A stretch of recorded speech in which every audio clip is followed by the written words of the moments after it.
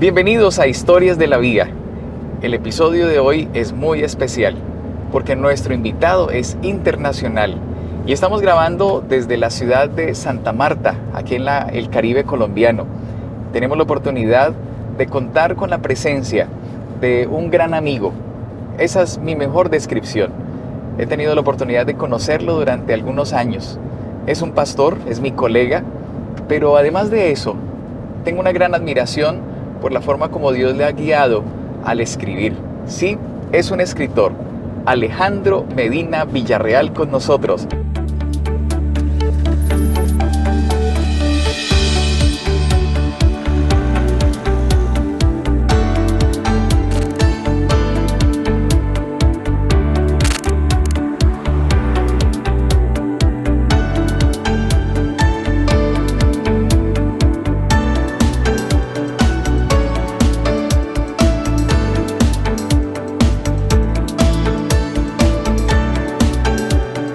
Historias de la Vía.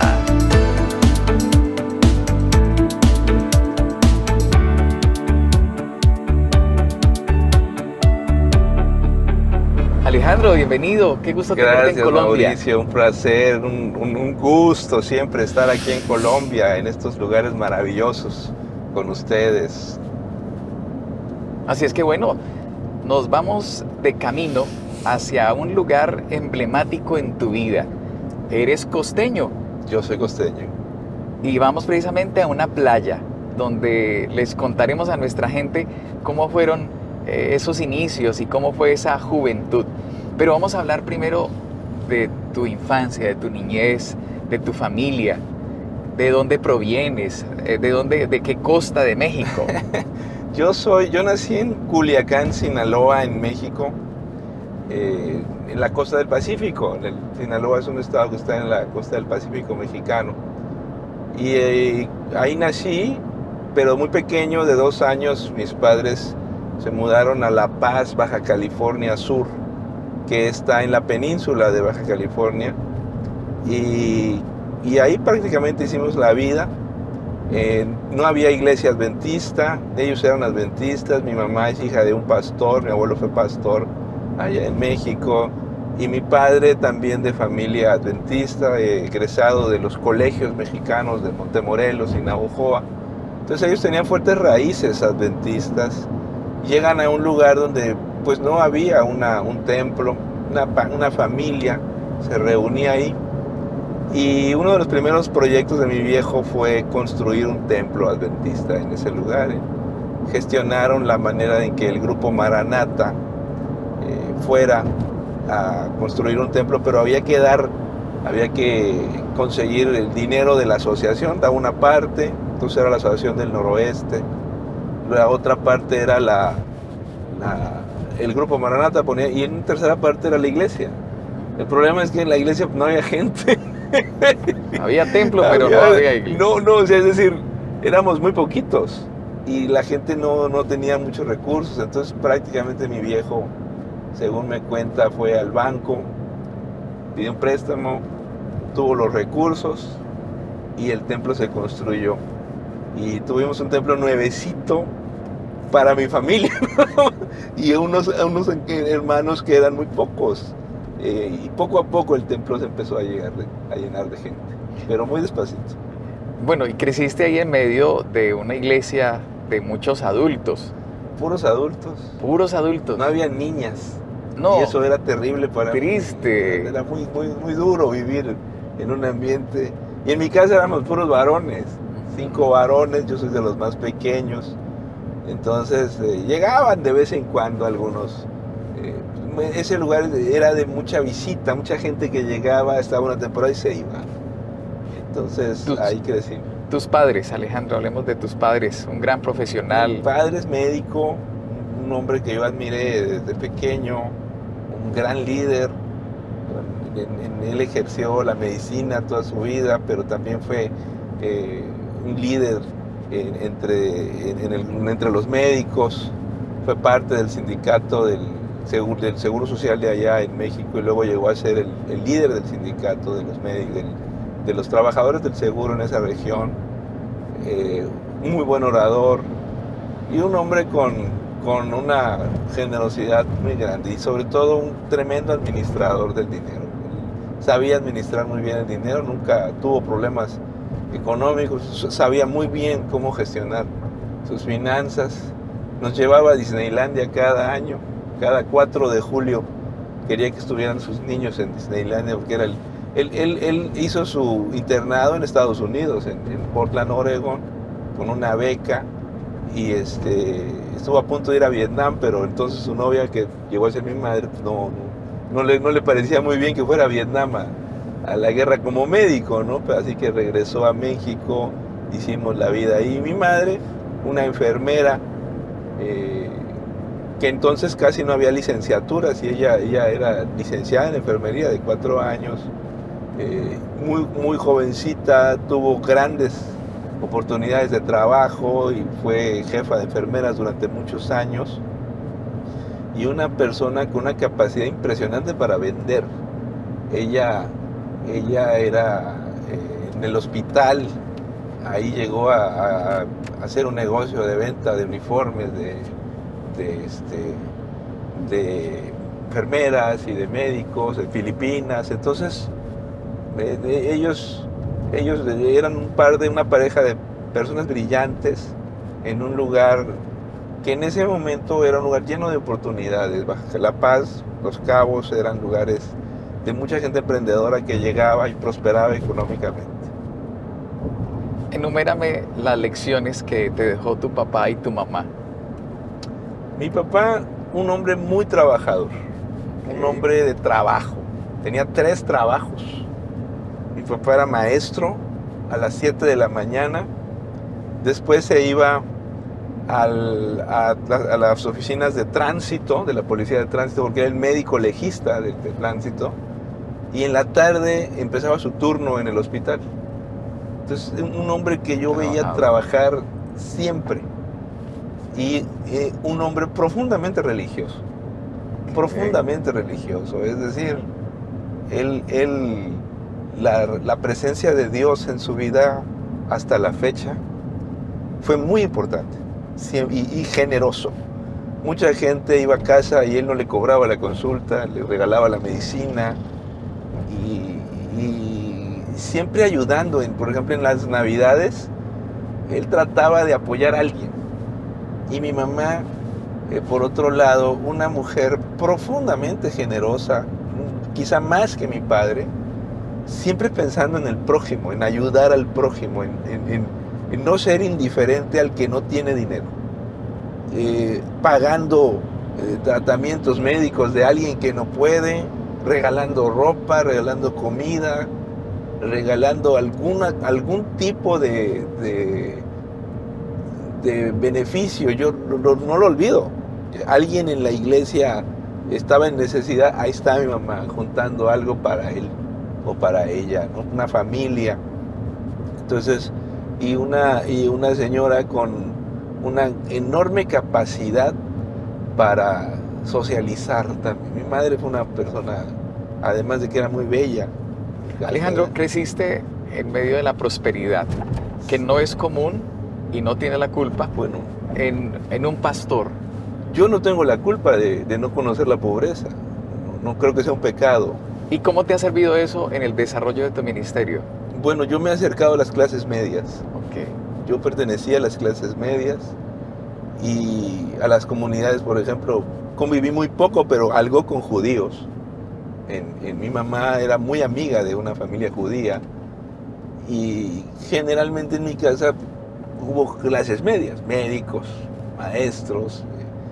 Entonces tuvimos casa propia, coche nuevo, no tuvimos problemas de otra naturaleza. A pesar de que vino una crisis económica terrible a principios de los 80 en México, nunca tuvimos un problema tan grave. Yo nunca me enteré que no hubiera que comer en mi casa. Y eso me dio oportunidades de estudiar. Yo siempre estudié en la tarde, es decir, en la mañana iba a la escuela y en la tarde mi mamá o mi papá me tenían en natación, en fútbol, voleibol, baloncesto, deportes. De muy niño yo hice mucho deporte. Eso me dejó la cultura de la disciplina. Y eso me ayudó a ser un niño muy disciplinado, a obedecer, un silbatazo, había que obedecer al entrenador.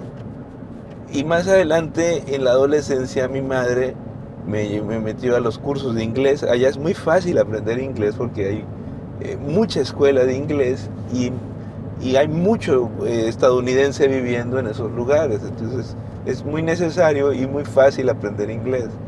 Luego me metieron a música, aprendí yo lo poquito que sé de música y a tocar la guitarra. Y quizás algo muy importante que yo he contado en otros lugares, la mecanografía, que fue un elemento esencial de mi vida. Haber aprendido Pues mecanografía. hablaremos de la mecanografía, que es muy interesante, y de cómo en medio de esa abundancia te alejaste de Dios. Ya estamos llegando aquí a la playa y vamos a conocer un poquitico de esos orígenes de Alejandro Medina Villarreal. Bueno, Alejandro, ya estamos en la playa, un lugar emblemático que yo sé que te trae gratos recuerdos de tu niñez, de esa niñez llena de libertad e inmensa como es el mar. Hablemos de esa Bueno, juventud. Yo crecí libre en La Paz, Baja California Sur. La playa, el mar, es parte de mi vida. A mí me encanta la fecha nadar, bucear, andar entre los peces, porque con mis amigos me iba en mi bicicleta a la bahía de las playas que están por ahí. Y la amistad, la relación con mis grandes amigos me fue alejando de la iglesia. Me fue apartando. Llegó la adolescencia y en la adolescencia pues empiezan las fiestas, empiezan los amigos y empiezan cada vez más diversiones y llegó un momento en que yo estaba completamente apartado de la iglesia. Y la playa representaba el punto de diversión, el punto de destramparse, de no pensar en que todo tiene consecuencias y de que hay un precio que pagar. Tú fuiste ese chico de las fiestas entonces. Bueno, sí y no. Sí y no, porque efectivamente yo tuve momentos no buenos, nada afortunados que hoy no me alegra recordarlos, pero yo participé en peleas, tuve líos con otros jóvenes, romances que te dejan huellas, te dejan marcado y que la vida en la costa, la vida en la playa te trae a veces otra realidad. ¿Has dejado plasmado en tus escritos algo de playa, de mar? ¿En qué libro? Bueno, he contado algunas cosas en un libro que se llama El de la Fe, que ahora a mí no se me fue, uno de los últimos, Nacidos para Creer. Ahí cuento yo mi conversión en la playa, en las experiencias, pero está por salir un nuevo libro que tengo con relación a Jonás, que más adelante vamos a comentar. Tiene mucho que ver con la playa, por supuesto. Pero Alejandro, ¿qué te alejó en realidad? ¿Cuál fue el detonante que te hizo alejar? La falta de un buen amigo. Uno se queda en la iglesia, mucho tiene que ver con los amigos. El que no haya conexión, no había casi chicos de mi edad, no había gente de mi edad. Era una iglesia adulta. Era la iglesia donde yo crecí era una iglesia pequeña, una iglesia muy pequeña con donde había poca conexión. Al mismo tiempo, cuando yo regresé a la iglesia, sí conecté con algunos jóvenes, pero durante mi infancia, la juventud temprana, no tenía yo un vínculo que me fortaleciera en la iglesia, no había actividades que me llamaran la atención y fuera de la iglesia sí había. Entonces, ese elemento fue muy importante para apartarme de Dios, el hecho de tener hambre de conocer, de vivir y de creer que eso era lo mejor en la vida, eso te va te va alejando de Dios. Uno de pastor siempre suele hacer un análisis de por qué se le van sus ovejas. Pero ahora yo me pregunto es, ¿qué papel jugaron tus papás, Alejandro, mientras tú te estabas yendo, a favor o en contra? Bueno, en ese momento en mi hogar hubo una crisis terrible. Mis padres se estaban separando. Había habido problemas muy gordos en casa en la relación de ellos. Y en el momento más difícil de mi adolescencia, pues lamentablemente también fue el más difícil. Coincidió con una crisis familiar que terminó en la separación. Y eso, pues, te ayuda menos. Te ayuda menos. Es decir, yo no tenía la confianza para acercarme a ellos, hablar temas de religión o de fe. No tenías un apoyo, ni Ninguno. un amigo, ni familia, No. ni una iglesia. No confiaba en los pastores. El tema pastoral también fue un asunto curioso. En aquellos años llegó, por primera vez en mi vida, yo vi un pastor joven y de mi tierra. Porque todos los pastores que nos mandaban eran del sur de México y gente mayor. Y por primera vez llegó un pastor joven que a la fecha es mi amigo. Llegó soltero, llegó jovencito y era de mi rumbo. Entonces yo pensaba que todos los pastores que nos mandaban tenían que ser de ciertas poblaciones de México, generalmente rurales. Y finalmente llega un joven pastor que es mi amigo y él pasó algo con él. Me voy a atrever a comentarlo si se puede. Por supuesto. Y él llega a mi casa a hacer la visita pastoral y entra a mi habitación. Y yo tenía hermanos, éramos puros varones, en casa éramos 5 varones. Y algunos de mis hermanos tenían una revista para caballeros ahí en la habitación. Y resulta que llega el pastor, mi amigo, ve la revista y me mira y me dice, ¿tienes buenas revistas? Entonces, es decir, no era mía, no tenía nada que ver yo con eso, pero me recuerda tanto que no me condenó, ni me juzgó, ni me estuvo machacando con eso, y sencillamente se mostró amigo. Fue una de las veces, o quizá la única vez, que yo conecté con un pastor antes de apartarme de Dios. Cuando estabas alejado de Dios y de la iglesia, algunos amigos te identificaban y sabían que habías ido a una iglesia. ¿Cómo te veían? Todos. Yo no comía cerdo, seguía sin comer cerdo, seguía sin consumir bebidas alcohólicas. Tú sabes que no iba a la iglesia, no consumía bebidas alcohólicas. Y tienes la huella del adventismo, del cristianismo. Eso no se pierde. Eso no se quita. Eso no se quita. Yo creo que aunque te vayas de la iglesia, uno sigue pensando que es creyente. Y yo seguía diciendo que era adventista, aunque no iba. Aunque no iba. Pues veremos en el próximo segmento de cómo Dios te atrajo nuevamente. Porque tuviste que caer muy bajo. Hasta a punto de perder la vida. Hasta el punto de perder la vida. Bueno, veremos cómo sucedió o sucede con la semilla que muere para volver a nacer. Veremos en ese nuevo segmento. Claro. Alejandro, qué linda playa, qué lindo lugar. Yo sé que te trajo gratos recuerdos, pero también otros recuerdos de pronto un poco tristes.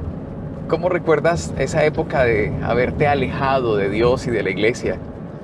Pues desafortunado, peleas, problemas, estrés, por meterte en líos, por no tener un objetivo claro en tu vida y confusión que me llevó a mí a buscar problemas donde no era necesario.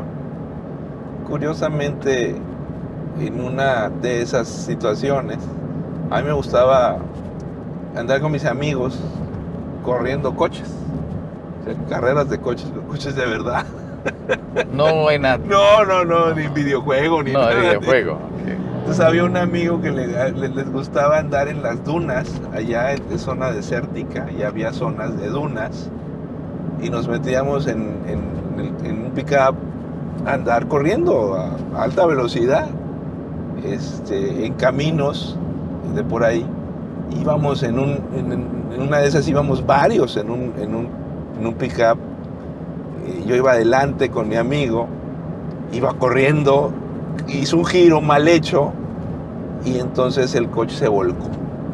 Y yo salí disparado por la ventana, salí disparado. Y en la parte de atrás, en la caja, iban otros muchachos, iban como 3 muchachos, 2. Salimos disparados todos y el coche empezó a girar. Dar vueltas. Sí, a girar, a volcar. Y entonces, yo no recuerdo qué pasó porque yo caí y yo solo recuerdo ver el coche enfrente de mí que venían hacia mí. Wow. Entonces, yo sentí que la caja del coche me cayó en la pierna izquierda, y el coche siguió avanzando. Perdí el conocimiento. Cuando me levanté, desperté, oí la ambulancia, que sonaba la sirena de la ambulancia y que me estaban subiendo a mí a una ambulancia. Entonces me llevaron al hospital del Seguro Social y ahí estaba mi padre, era su turno. ¿Él sabía que tú llegabas? No, abren la puerta del hospital, ves que entra la ambulancia, abren la puerta y está él viéndome. Wow. Entonces se quedó de una pieza, yo lo miro y me dice, ¿qué haces aquí? Entonces me meten inmediatamente al quirófano, ahí no sé, ¿cómo se llama? La sala, las luces esas que te dan. Y todo mi lado izquierdo estaba hecho pedazos. Golpeado, yo no podía moverme, no podía mover mi pierna. Entonces me ve tan mal que mandan traer al traumatólogo. Me sacan una placa y mi padre, con esa frialdad de los médicos, me dice, es muy probable que te vayan a cortar la pierna, me dice. Está muy mal, vienes de una manera terrible. Empiezan a llamar a mi mamá. Y ahí en el recuerdo que estoy yo en la camilla y acostado con las lámparas esas de hospital que te dan en la cara. Y en ese momento hago una oración, ya que se va mi viejo, estoy solo, y le digo al Señor, Señor, sálvame la pierna. Si me salvas la pierna me voy a dedicar a ti, pero sálvame por favor. Regresan los médicos, viene ya el traumatólogo con las placas, y me dicen, esto es un milagro. Me dicen, no tienes fractura, no tienes nada. Es el puro golpe, es la contusión. Te vamos a poner una férula y muletas. Pero es probable que no la vuelvas a doblar, la rodilla. Está tan mal, tan golpeada que a lo mejor no la puedes volver. Vas a tener que ir a nadar después que te quitemos la férula, pero de momento hay que esperar. Entonces, no me iban a acordar, me salvaron la pierna, yo le agradecí a Dios. Fui a la iglesia ese sábado a agradecer. Okay. Y me sentí tan bien porque los hermanos me arroparon, oraron por mí, agradecieron que no estaba vivo. Pero poco a poco se me fue olvidando la promesa que le había hecho yo a Dios. En la escuela de natación donde fui para mover la pierna, conforme fui dejando las muletas, hicieron un campamento en aquel verano. Fue el verano del 87. Y recuerdo que ese verano fuimos, no era un campamento de jóvenes adventistas. No era de la iglesia. No. Ahí pasaba de todo, era de nadadores. Era de nadadores y era un campamento organizado por jóvenes. Señorita, ahí pasaba de todo. Entonces, estábamos haciendo una fogata, yo me la pasé increíble en ese campamento. Estábamos haciendo una fogata, hicieron una fogata, y en la fogata empezaron a hablar del fin del mundo. Y alguien de pronto se pone de pie y me señala y me dice, a ver tú, háblanos del fin del mundo. Sabemos que tú sabes algo. Tú, Pedro. Háblanos. Y entonces empecé yo a hablar pues todo el rollo que te cuentan en la iglesia, ¿no? De que Jesús va a venir y todo eso, y empecé a explicar que el fin del mundo no era una glaciación ni la invasión de ovnis, que Cristo iba a venir en las nubes de los cielos, estaba en la Biblia, con versículos y todo. Y los muchachos estaban impactados. Escuché, era la primera vez que yo predicaba en público, porque eran bastantes, no eran pocos. Terminé de dar esa charla, me fui hacia mi tienda de campaña y me siguió uno de los jóvenes, uno de los más malos de por ahí, es decir, y era conocido mío, ¿no? Entonces me dice, sígueme hablando. Yo, pues ya se me había acabado el rollo y le empecé a hablar de los 10 mandamientos, empecé a lo que podía recordar de la iglesia. Y entonces él me empezó a llorar en ese momento, un adolescente empezó a llorar y me dice, ¿sabes qué? Yo necesito que me lleves a tu iglesia y quiero que me enseñes la Biblia. Yo soy muy malo con mi mamá y quiero ir a tu iglesia, llévame. Y le dije, bueno, pues iremos los dos porque ya hace mucho que no voy. Entonces, esa fue la forma de regresar a la iglesia. Yo regresé con mi amigo, un joven como yo, y él invitó a otro, y luego a otro, y nos empezamos a hacer un grupito de jóvenes que empezamos a ir a la iglesia y estudiábamos la Biblia. Y yo les enseñaba, yo no sabía nada, pero así fue como yo aprendí la palabra de Dios. Leí la Biblia en 3 meses, la Biblia completa. Con sabor, con sed, con un hambre. Gusto alucinante, con un deseo. Me compré una Biblia y la leí en 3 meses. Ese año creo que la habré leído 2 o 3 veces, en un solo año. Y me pareció algo único en mi experiencia personal. Ahora sí sabía yo de lo que estaba hablando. Ahora ya no era un joven que iba a la iglesia que pues se creía lo que le contaban no. Yo ya había leído completamente las escrituras y ya sabía de lo que se trataba. Y fue el libro seguramente que te inspiró para la literatura, el gusto por escribir. Eso va de la mano. Okay. Eso va de la mano. Es lo que veremos en el siguiente episodio, porque viene un nuevo capítulo. La historia de Alejandro Medina Villarreal es tan amplia que tendremos un nuevo capítulo. Así es que no se lo pierdan, estén muy atentos. Nos vemos, Alejandro, en el próximo capítulo. Nos vemos.